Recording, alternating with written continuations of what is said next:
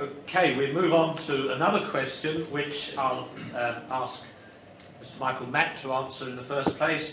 How openly should faithful lay Catholics express their concern with regard to unorthodox tendencies in the Church, which we cannot approve of on doctrinal grounds?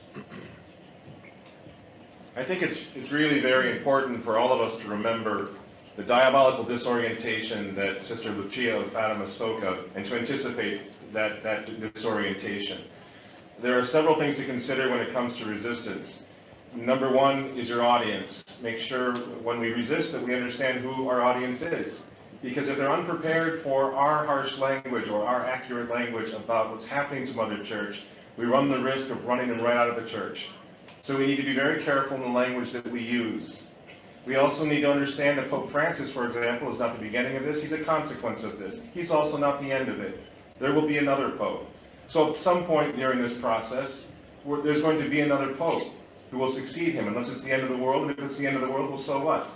If it's not the end of the world, we have to strategize for what we're going to do. So we need to defend the papacy itself. We need to defend the doctrine of the papacy. We have to make sure that in our resistance to one pope, we do not do incalculable damage to the papacy itself. The papacy is the only way out of this.